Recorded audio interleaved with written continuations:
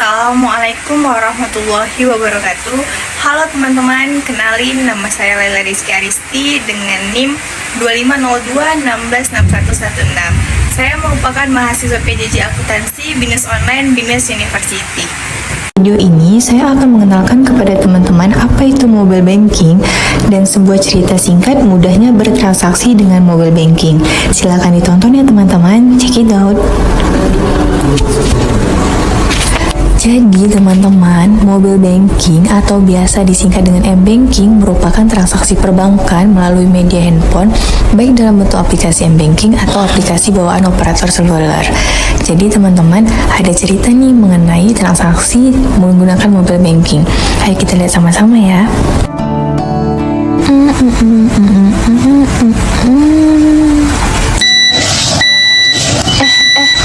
Udah bunyi aja nih token listrik. Mau bayar tapi di luar hujan. Duh. Oh iya, kan bisa melakukan pembayaran melalui mobile banking. Jauh lebih mudah dan praktis lagi. Hai, aku Ai. Sini Ai kasih tahu teman-teman gimana mudahnya bertransaksi menggunakan mobile banking. Ai mau melakukan pembelian token listrik nih. Jadi kita lihat sama-sama ya. Pertama-tama, kamu harus punya dulu mobile banking. Nah, setelah itu kamu login di mobile banking kamu. Karena rekening AI BRI, jadi AI pakai aplikasi Brimo ya. Lalu kamu klik tagihan. Nanti bakal keluar beberapa pilihan seperti ini nih. Ada banyak kan? Nah, tadi mau bayar listrik kan? Klik listrik. Lalu tambah transaksi baru. Lalu pilih token listrik karena kita menggunakan token. Masukin ID pelanggan rumah. Pilih nominal pembelian. Lalu kita klik beli. Akan muncul konfirmasi. Kamu lihat apakah sudah benar namanya sesuai dengan ID rumah. Lalu klik konfirmasi. Setelah itu kamu masukkan PIN kamu 6 digit. Setelah itu transaksinya berhasil deh. Maka keluar 20 digit nomor token untuk dimasukkan ke listrik kita. Gampang kan? Sebentar. AI masukin nomor tokennya dulu ya.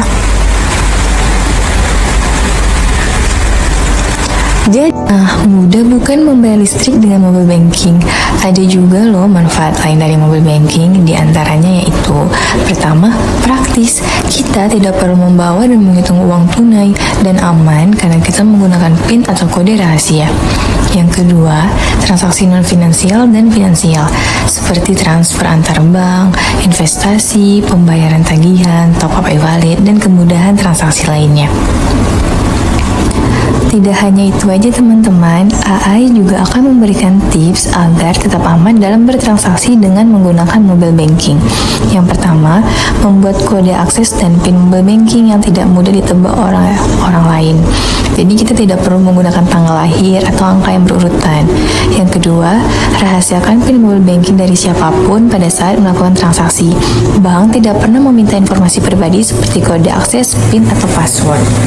Yang ketiga, jangan melanjutkan transaksi ketika terdapat hal mencurigakan pada mobile banking. Segera hubungi bank dan laporkan kecurigaan Anda ya. Selanjutnya, jika terdapat transaksi yang mencurigakan, segera hubungi kontak center bank Anda. Yang terakhir, jangan memberitahu kode transaksi OTP kepada siapapun agar mobile banking kita tetap aman dan bertransaksi kita juga akan jauh lebih mudah. Oke teman-teman, jangan lupa ya. Baiknya, saya akan memberikan kajian literatur dari Jurnal Akuntansi Aktiva Volume 4 Nomor 2 2023 tentang pengertian bank, pengertian jasa, dan juga pengertian layanan. Dalam Jurnal Akuntansi Aktiva Volume 4 Nomor 2 2023, pengertian bank sendiri menurut Kasmir 2014, bank adalah perusahaan yang bergerak dalam bidang keuangan. Artinya, aktivitas perbankan selalu berkaitan dalam bidang keuangan dengan menerima simpanan giro, tabungan, dan deposito merupakan kegiatan utamanya. Aktivitas menghimpun dana merupakan mengumpulkan atau mencari dana dengan cara membeli dari masyarakat luas dan menyalurkan kembali dana kepada masyarakat serta jasa-jasa bank lainnya, hingga dikenal dengan istilah funding and lending. Sedangkan menurut Undang-Undang Nomor 10 Tahun 1998 mengatakan bahwa bank adalah badan usaha yang menghimpun dana dari masyarakat dalam bentuk simpanan dan menyalurkannya ke masyarakat dalam bentuk kredit dan atau bentuk-bentuk lainnya dalam rangka meningkatkan taraf hidup rakyat banyak.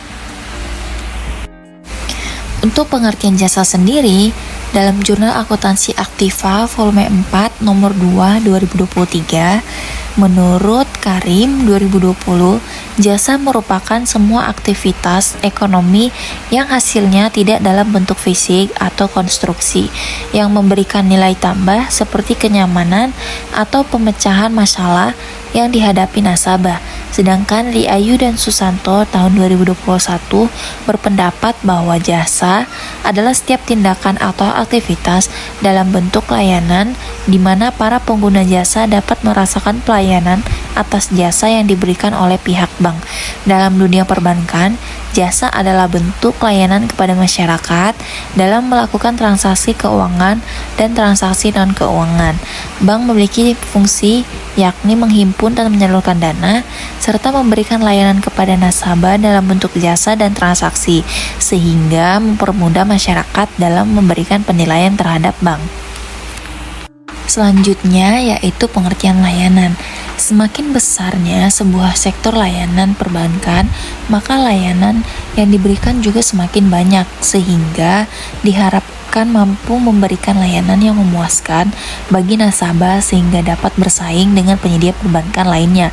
Pelayanan atau layanan menurut Natasha dan Marlius tahun 2021 dalam Jurnal Akuntansi Aktiva volume 4 nomor 2 2023 adalah setiap aktivitas yang ditawarkan yang tidak berwujud dan tidak mengakibatkan kepemilikan, sehingga dapat disimpulkan bahwa pelayanan adalah tindakan dari produsen kepada nasabah untuk memenuhi kebutuhan dan kepuasan dari nasabah sendiri. Jadi ada beberapa fitur lainnya teman-teman, dan bakal AI jelasin singkat satu persatu diantaranya. Pertama, kita bisa bayar Briva. Jadi buat kamu yang ingin bayar kuliah, bayar kredit, atau pembayaran lainnya yang menggunakan virtual account, kamu nggak perlu susah payah datang ke bank dan mengantri apabila nasabah di kantor full. Teman-teman tinggal login aja ke Brimo, lalu pilih tagihan, pilih Briva, input nomor virtual account yang digunakan untuk pembayaran, masukin jumlah nominal pembayaran, atau bahkan dia sudah langsung tertera nominal yang harus kita bayarkan, lalu masukkan kode PIN seperti transaksi listrik dan transaksi lainnya. Nah, selanjutnya ada juga fitur pembayaran BPJS. Jadi gak perlu datang ke minimarket, kantor, dan antri panjang. Tinggal kita pilih menu BPJS, pilih jenis BPJS, masukkan nomor pembayaran BPJS, lalu lakukan step seperti pembayaran lainnya.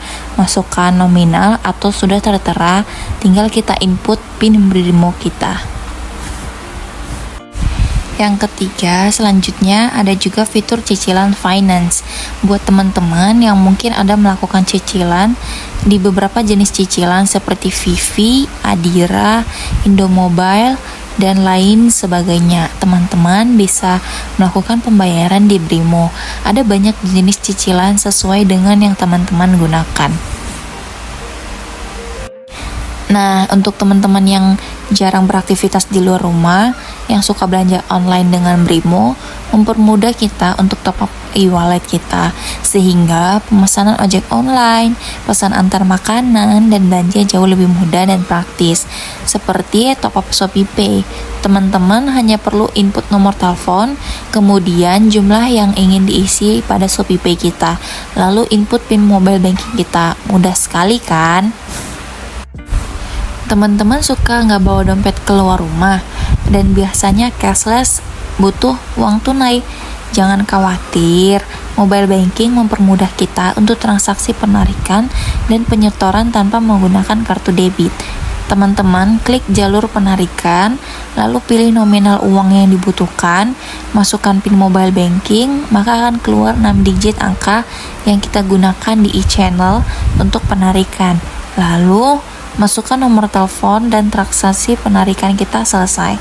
Tak perlu takut tidak bisa mengambil uang cash di saat lupa bawa dompet. Nggak cuman itu aja, ternyata ada layanan investasi juga loh di Brimo.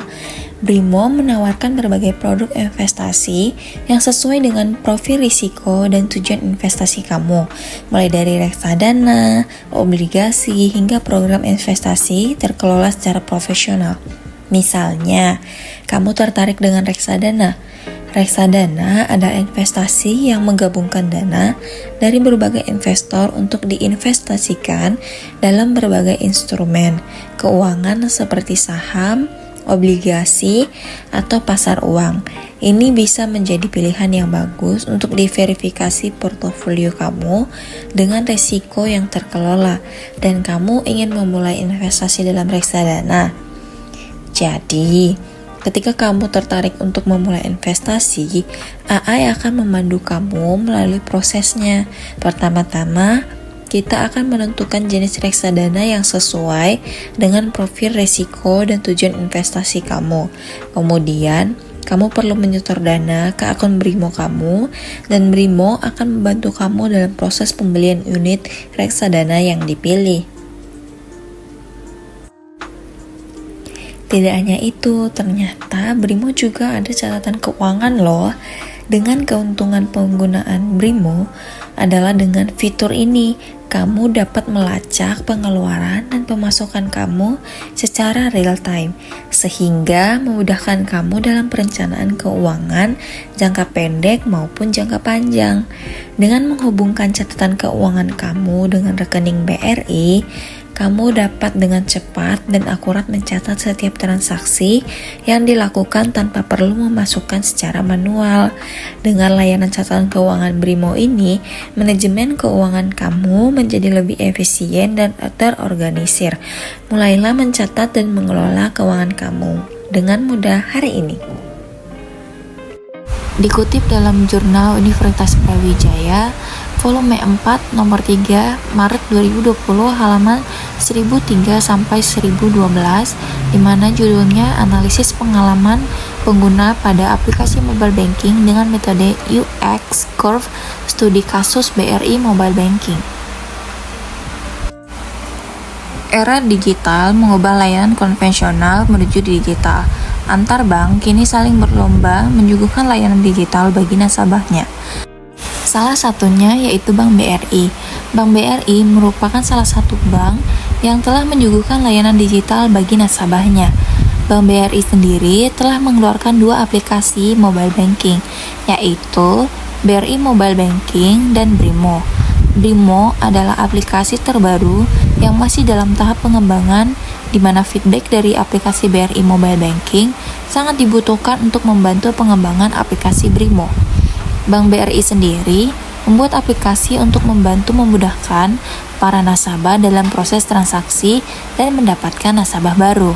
Secara fungsi, aplikasi BRI Mobile Banking memungkinkan nasabah untuk melakukan berbagai aktivitas perbankan, diantaranya yaitu mengecek saldo, mengirim dan menerima uang, serta membayar tagihan dan melakukan belanja online. Dan mendapatkan hasil evaluasi jangka panjang, pengalaman pengguna aplikasi BRI Mobile Banking yang diperoleh yaitu menunjukkan perubahan yang positif terhadap pengalaman pengguna. Hal ini menunjukkan bahwa pengguna merasa mudah menggunakan aplikasi BRI Mobile Banking ataupun Brimo.